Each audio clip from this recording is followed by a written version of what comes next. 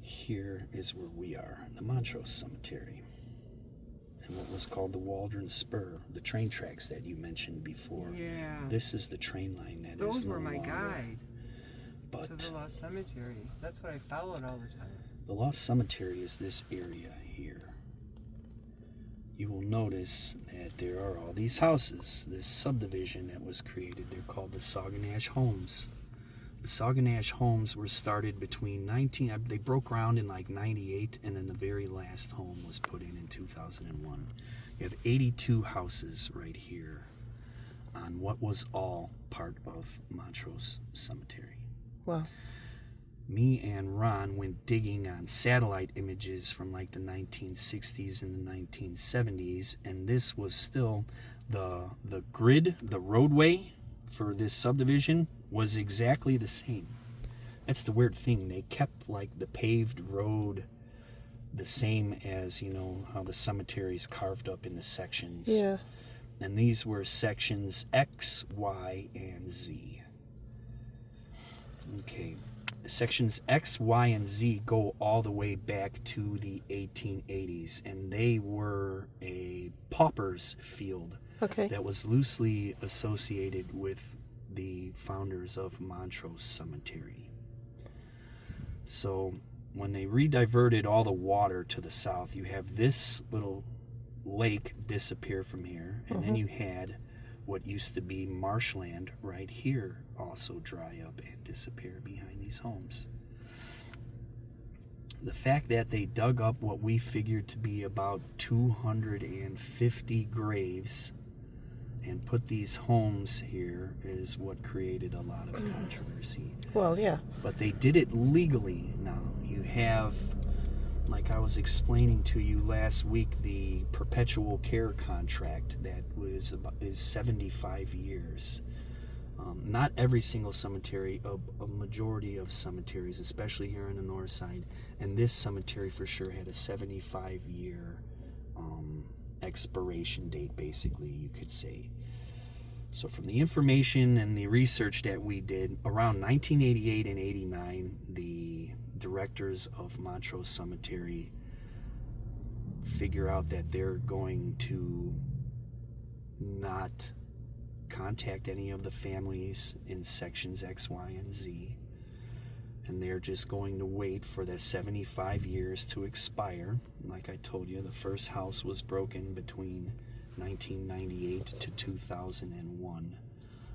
All of these graves that we're going to stumble upon back here, well, these headstones and monument markers, are all dated between 1922 and 1925. Wow. Which 75 years later is 1997, 98, 99. So they purposely were not burying any more people. Like $500 to get another 25 years onto the perpetual care. So deceitful. Yeah, so they just waited for the time to expire, and then as soon as it was legit, come in with bulldozers. Oh my goodness. And then this stretch of land along the train tracks, that was originally a pauper's field that was started in the 1880s. We have found proof that at least 5 of the unidentified, you have like the 600 souls, I believe it's like 623 that died at Iroquois. There were 10 of them that went unidentified, that were never identified.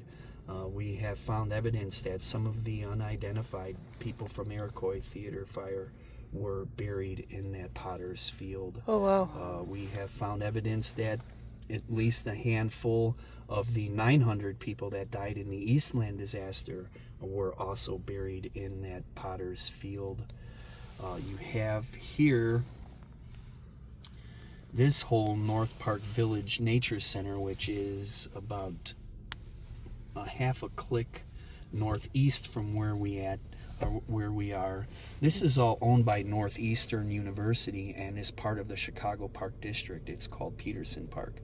But between 1905 and 1945, this was a tuberculosis sanitarium. Oh, wow. They turned some of that into a retirement village because my uncle lived there.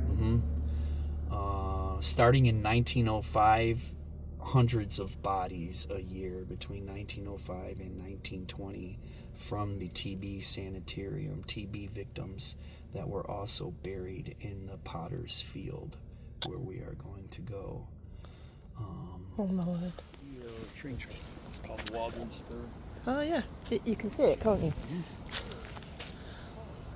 Wow. It ran all the way out to Rockford, Illinois. from Okay. downtown. So we're looking for an entrance into the lost cemetery that Britain was talking about in the car. So basically it used to be part of the main cemetery, but they built houses over there. Going deep.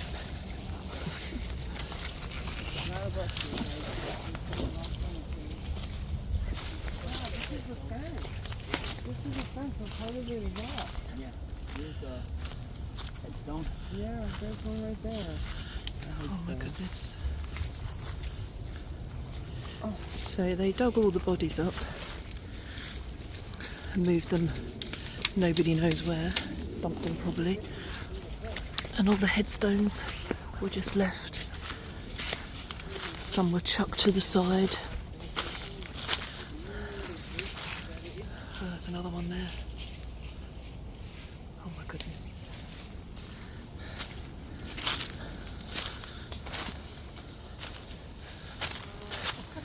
This is proper cemetery exploring. You don't think? I didn't know you were going through this. I say this is proper explore, isn't it? Yeah, from the Stephen Man, where is? Got through there, guys. Yeah, Still a bit of life in me left. Yet, even. Still a little bit nimble. I get my leg over the big fence. And here we are. yeah. See, where these stones are.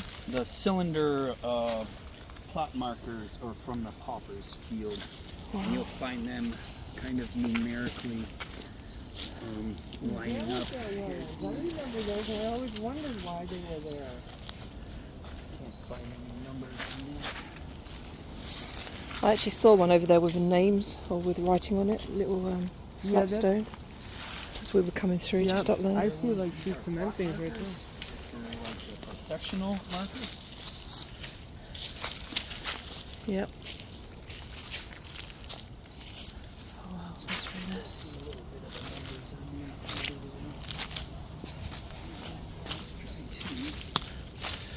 There's one there.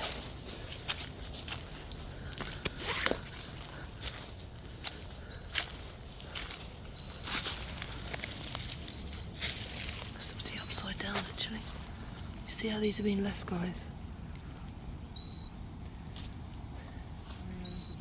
1923, 1882, just totally abandoned because That's from pretty much where the backyard These people houses start.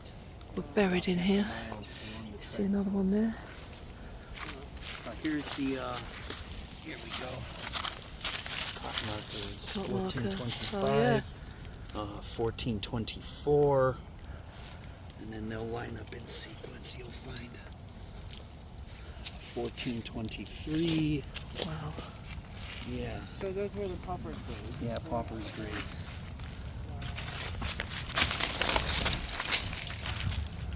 Look. Graves. Grave markers. Water block. 1840, 1923. This is one that we got. We found relatives of someone contacted that did some research on Haggard Carishian and actually found like a picture of him, I want to say. Wow. Ron had got somewhere on this name. We got some leads. Haggard Carishian, Armenian immigrant, was a tailor. And like I was saying with the dates, how they all, Yeah. 75 years after, they're all between like That's 22 crazy. and 25. Yeah. 1923. 23. Adam This one over Schneppler. here is 23. And dug this one up.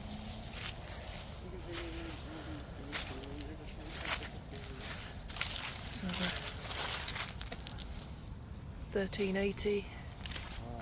Another crazy kind of urban legend about this area right here. You know, John Wayne Gacy, the Gacy accomplice, who he may or may not have been an accomplice, but him and his pal, his name was David Cram, his pal's name was Michael Rossi.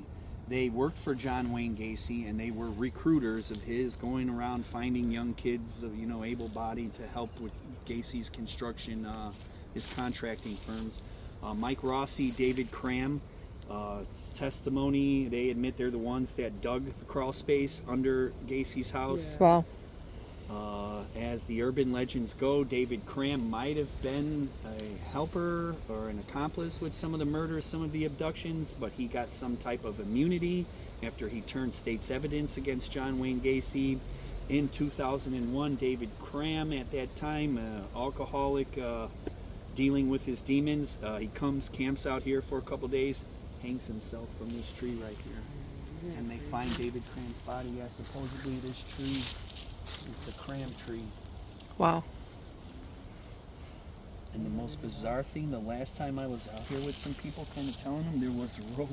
It was like The construction rope was like there or something. Well, it wouldn't be the same Well, rope. yeah. But yeah. Wow. Supposedly the tree hung himself from it. And it kind of makes sense because all the other trees are not high enough for you to get the leverage to, you know, hang yourself. This one is at least.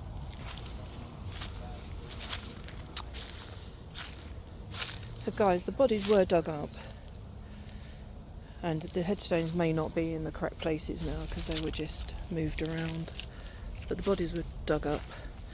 Nobody knows where they've gone.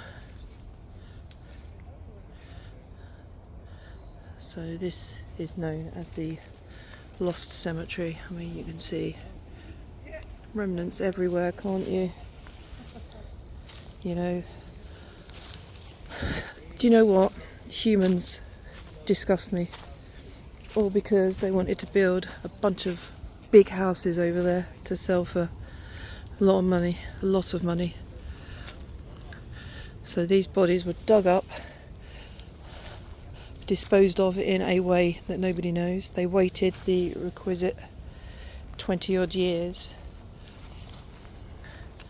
built the houses, and these are all just left. They're just left. It's absolutely sickening to me.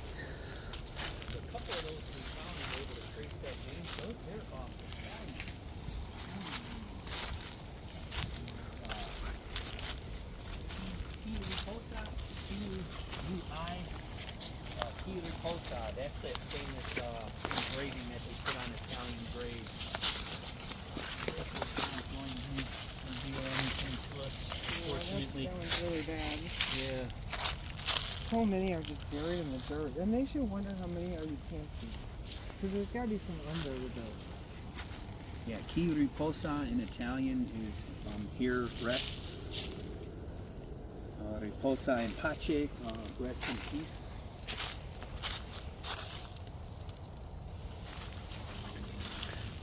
So this was just to, was part of Montrose. Yeah. Yeah. Sections X and Y, you said? XYZ. X, Y, and Z. My goodness. There is a lot more fallen trees and like than there was the last time I was out here. We've had some pretty crazy storms since then. Oh my goodness. I don't like people anymore. Or corporations anyway, I don't like them. You see there's a lot of trees down. I guess eventually this whole area will kind of be obliterated.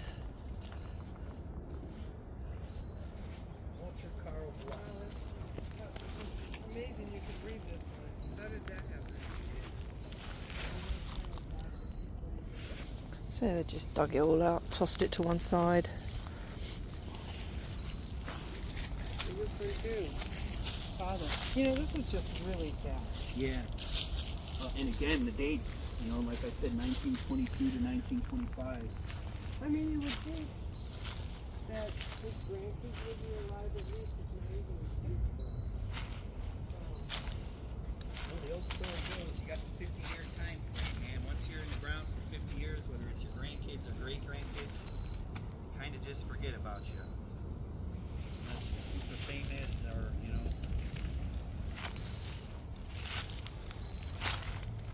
Not all cultures. You got Asian culture there.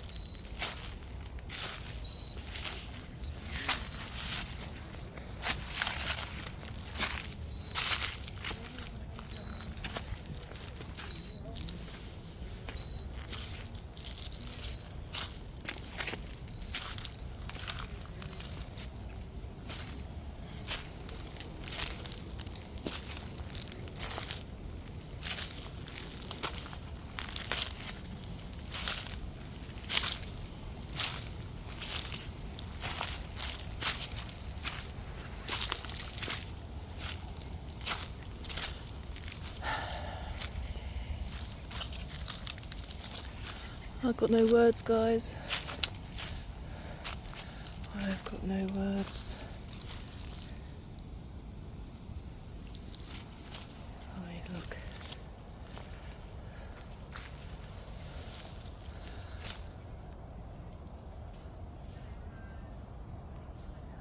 Wow. I kind of need to be careful where I'm walking, in all honesty. Because trees are.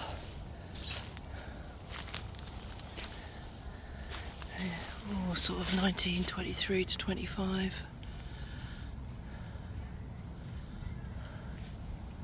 And we'll have to bear in mind as well that, as I've already said, these things have been moved around, tossed about, dumped.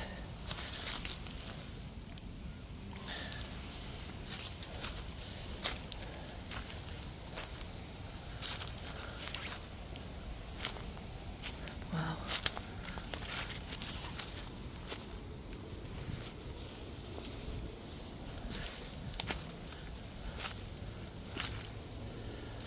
William, look at these.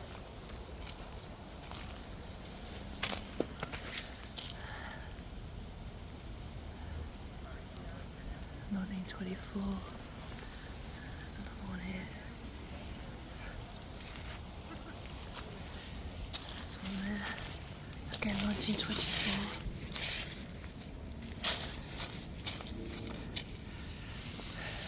Mother Fenner Selman, 1872 to 1924. Her tender devotion will ever linger as our dearest memory. Yeah, I wonder where you are now. This is awesome. Awesome, the area is here for us to explore. Not awesome that so many bodies were displaced and moved. That one right under a tree. Look at that. It's so sad.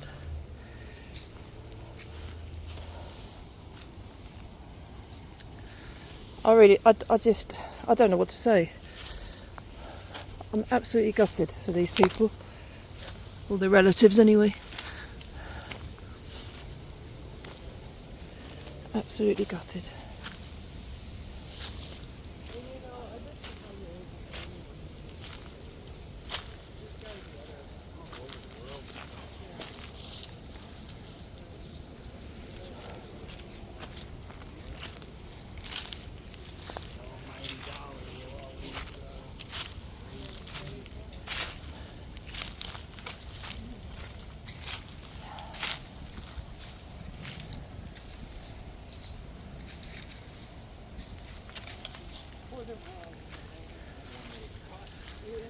And this, guys, is why I will not have a burial. Cremation all the way for me. Because this will happen again. And again. 1732, 1731. It's weird though how numerically they go opposite. Usually it's like from south to north. Yeah. These are all numerically going from north to south. Oh, I guess it all depends on who is standing on that side of it.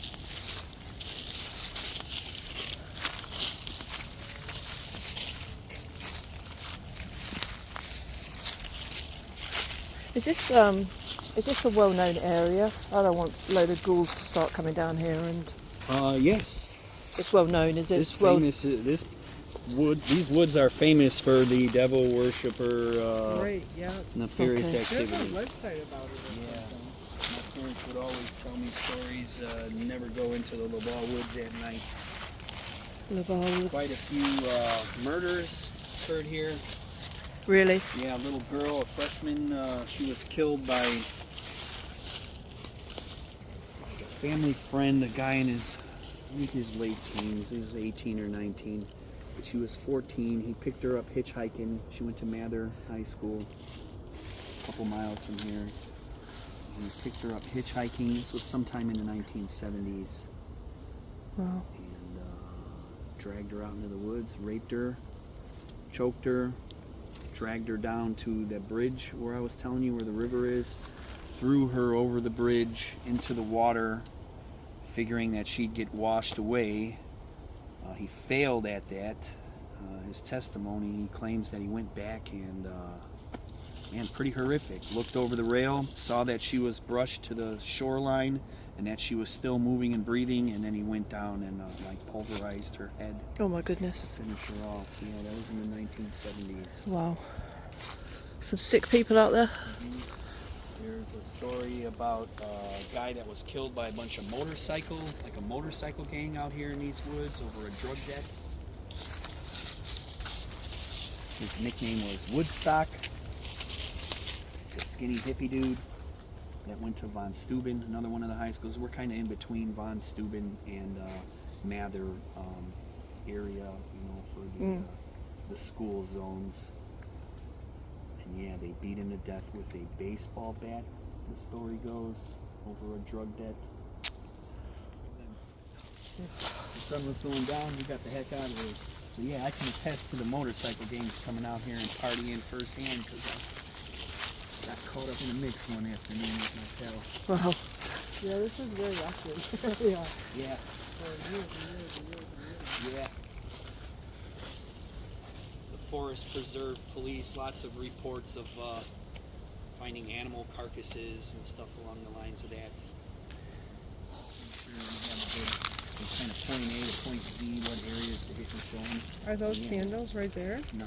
No? It sure looks like it's from a distance. Peanut butter, jelly. Oh, peanut butter and jelly. Jars. Looked like that had a wick on it.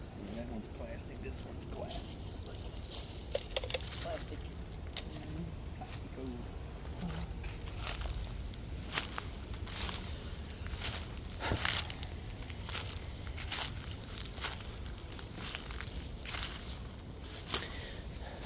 There you go, guys. There's probably a lot more here that we can't see, can't get to. Got the trees are down. The lost cemetery. Not lost though, is it? It was taken. Violence or hurting people or destroying shit. Taken from the people who were laid to rest here. Back in the early 90s, breakdancing and graffiti, that was kind of the extent of our,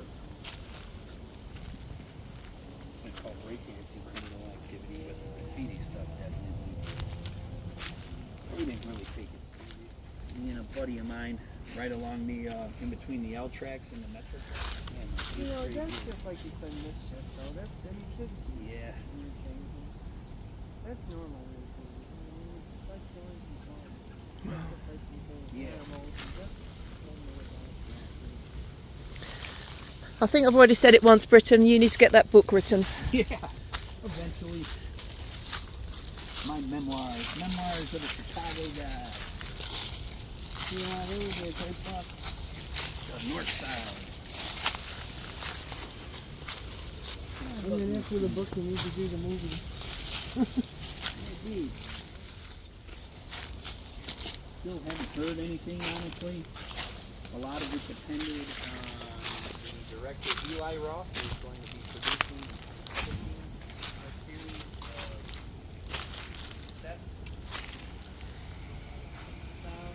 Where we came in. He hasn't been really successful with But there you go, Lost Cemetery. Absolutely sickening. And some history of murders here. You heard the story about Wayne, the Gacy person hung himself here.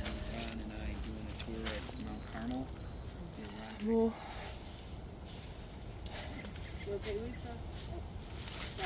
More. This whole area down. What were we doing? What are we as human beings doing? The name of Ella LaBaugh. Ella LaBaugh, the turn of the 20th century, made it her life's mission, her personal crusade, to try to preserve as much of the forested areas around here that she could. You had, with this being an industrial rail line, you had constant working and going this way more north all along the, well, you can see this parking lot right here is a great big factory. I think they're die casters or something like that. But, and a lot of it today is not the trades. It's more like computer stuff and shipping and storage. But back at that time, it was really industrial. It was polluting. Polluting, very much so. And there was a section along this railroad track where they were just like dumping lead and all kinds of poisonous bad stuff, and she made it her crusade to get this area all protected and preserved. And she had help from the church that had the burial ground at St. Luke's, and she had help from the old, I can't remember the guy's name, who owned the original pauper field right here that merged with Montrose Cemetery. But she drums up enough attention in City Hall to get this area designated as what becomes a forest preserve. And also no more factories, no more building, no more industrial stretching from downtown. Awesome. Ella LaBaugh, Miss Ella LaBaugh. There you go, history. History of the area. I've said, Britain, man, he does need to write a book. He needs his own YouTube channel. He is absolutely awesome. I'm in awe of him. I'm not going to lie. I'm in awe of him. He knows about every single cemetery in Chicago. Do you know what I mean? And we could say, well, what's this grave about? And off he goes. He tells us all about it. He's absolutely awesome. Yeah, really interesting guy. I could just listen to him. Well, all day, every day, in all honesty. If you're ever in the Chicago area, look him up for some tours. You won't be disappointed. He'll take you to some cool stuff, see some cool stuff, and tell you some cool stories. 100%. There you go. I shall stop gushing over Britain now, but he is damn awesome. Lost Cemetery, guys. Let me know what you think. Did you enjoy it? Do you want more if I can find them? Because I'm up for adventures, don't worry about that. Definitely up for adventures. Let me know what you think in the comments. If you liked it, give it a great big thumbs up. Even if you didn't like it, give it a great big thumbs up, because these videos are hard to make. They're not as easy as what they look, to be honest with you. Ask any small YouTuber, they'll tell you, or any big YouTuber who started as small YouTubers, they'll tell you it's hard work, but I really love doing it. So subscribe if you haven't, and take care, you all.